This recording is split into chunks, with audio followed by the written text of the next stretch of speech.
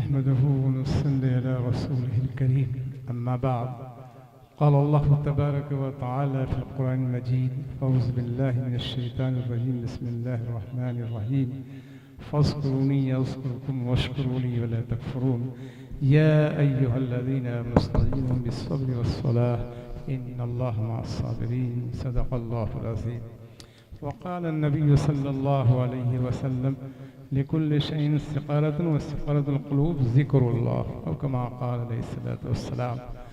हज़रात गिरामी आप हज़रात अब बयान सुनते सुनते थक चुके हैं और ये अब बयान का वक्त भी नहीं रहा, ये तो अल्लाह से लेने का वक्त है।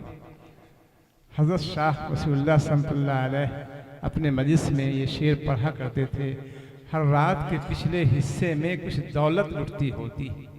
वो हदीस कुदसी है कि अल्लाह ताला इसमें दुनिया पर तशरीफ़ लाते हैं और फरिश्ते नज़ारा करते हैं कि है कोई मुसीबत से निजात चाहने वाला, है कोई रिस्क में वसअत चाहने वाला, है कोई उम्र में बरकत चाहने वाला, मसाइब परेशानी से निजात चाहने वाला। औलिया अल्लाह को अल्लाह जो नवाजते हैं ऐसे वक्त की कदर करते हैं। अल्लाह छप्पर फाड़ रिस्क भी देते हैं, मकबूलियत की दौलत से भी नवाजते हैं, सेहत भी देते हैं, चेहरे पे सुलह का नूर भी होता है, नेमतों की बारिश होती है, क्योंकि ऐसे वक्त में वो कुर्बानी देते हैं नींद की कि आज हम लोग उससे महरूम।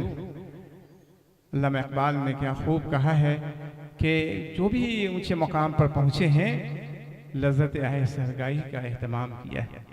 अत्तार हो, रूमी हो, राजी हो, ग़ज़ाली हो, कुछ हाथ नहीं आता बेआहे सहरगाही। अभी आपने मोहतरम जौहर से सुना है कि अश्कों से दामन भिगो लेने दो। तो सवाल यह है कि कैसे हमारे आंखों से आंसू बहे जब दिल हमारा तबाह बर्बाद है, दिल में हमारी नरमी नहीं है।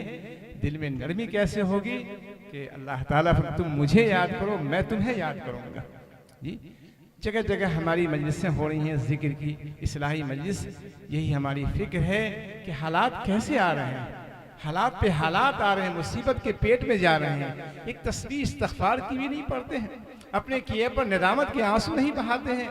हज़रत वाला अपने आरफाना अशार में बड़ा पैगाम यह है कि अल्लाह की रहमत किसको तलाशती है, जो अपने किए पर निदामत के आंसू बहाता है। अपने किए पर निदामत के आंसू बहाता है। अल्लाह की रहमत ऐसों को तलाशती रोता है जो भी अपने गुनाहों को सोचकर रहमत तलाश करती है अश्क बारो। और फरमाते हैं बड़े दर्द दिल से, बहुत मुमकिन है, बहुत मुमकिन है अब दरियाए करम जोश में आए, मेरी आंखों से जारी हर घड़ी अश्के नदामत, मेरे आंखों से जारी हर। इसलिए दिल को दिल बनाने की जरूरत है। जब तक गुनाहों से सच्ची तौबा करके अपने किए पर निदामत के आंसू नहीं बहाएंगे, दिल नहीं बन, दिल बन जाएगा तो फिर दोस्तों हमारी आंखें हर वक्त नम रहेगी। आज दुनिया के नुकसान से, माल के नुकसान से तो रोते हैं, आंसू बहाते हैं, लेकिन अल्लाह के खौफ से हमारे अकाबिर जो ऊंचे मकाम पर पहुंचे हैं, हज़रत हाजी इमदादुल्लाह महाजिर मक्की तमाम अकाबिर के शेख हैं, कितना बड़ा ऊंचा अल्लाह ने उनको मकाम। कोई रात ऐसी नहीं गुजरी है जो खौफ खुदा से न रोए। और रात के अक्सर हिस्से में हजरत अल्लाह को याद करते थे। दिखावे के लिए तो बिस्तर पे चले जाते थे कि मुक्तदी हजरात समझे कि हाजी साहब सो गए हैं, लेकिन सब चले जाते। ये है इखलास। हज़रत वाला इसी की तालीम देते थे कि जो कुछ करो अल्लाह की रज़ा के खातिर करो और सुन्नत के मुताबिक करो। इसलिए अपने अंदर हम इखलास पैदा करें और इखलास की दौलत भी कूनू मास सादिक़ीन या अय्युहल्लज़ीना आमनुत्तक़ुल्लाह व कूनू मास सादिक़ीन। जब अल्लाह की सोबत इख्तियार करेंगे, हज़रत मुजद्दिद अल्फ़सानी फरमाते हैं इल्म और अमल तो तुम किताबों से हासिल कर लोगे, लेकिन इसके अंदर इखलास कर, जब तक अल्लाह की जूतियाँ नहीं से उनकी खिदमत में रह के आपको मिटाओगे नहीं, ये इखलास की जरूरत मिल नहीं सकती है। जिनसे आपको मुनासबत हो उनसे अपना इस्लाही ताल्लुक़ कायम करें, फिर देखिए ज़िंदगी में बाहर आ जाएगी।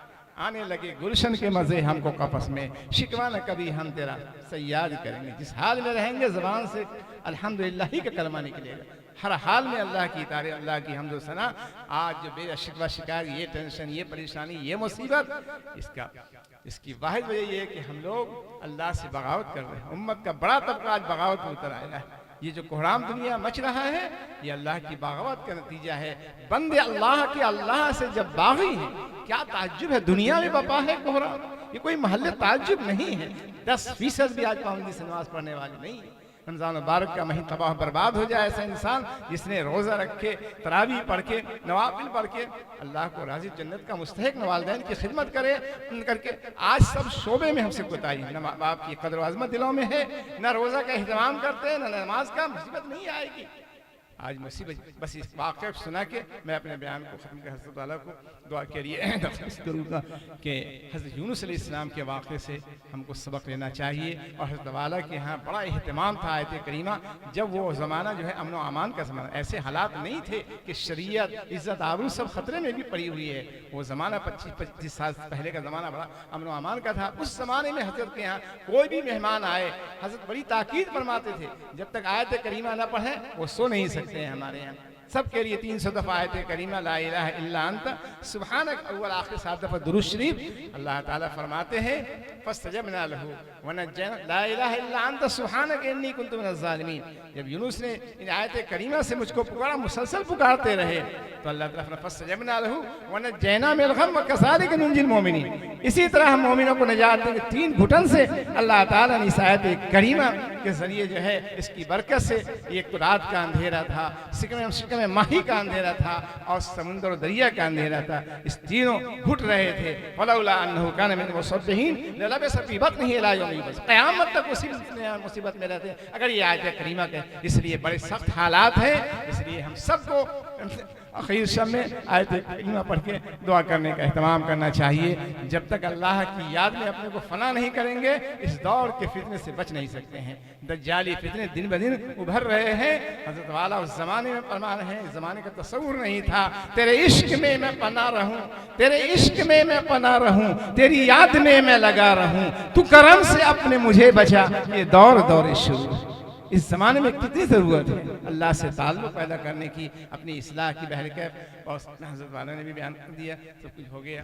तो यह है कि हम लोग ये एहतमाम करें इस्तिग़फ़ार की, कम से कम 1-2 तस्बीह जो सुबह शाम, और कलमा तय्यबा की, नमाज की पाबंदी की, और रमज़ान कहा है तो रोज़ा रखने की। और जो पैगाम आपको हमारे उलमा किराम ने दिया है, आज तय करके उठें इस इजलास से। जी, ये इजलास 100% कामयाब है अगर आपने तय कर लिया कि अपनी ज़िंदगी में ये तब्दीली ला के रहेंगे, अपनी ज़िंदगी में हम तब्दीली ला के रहेंगे, अपने को हम बदल के रहेंगे, अपनी आखिरत को बना के रहेंगे, इंशाअल्लाह इस्लाह हो के रहेगी। लेकिन अगर नीयत में खोट है तो ज़िंदगी भर ऐसे इजलास में शिरकत करेंगे, इस्लाह नहीं होगी।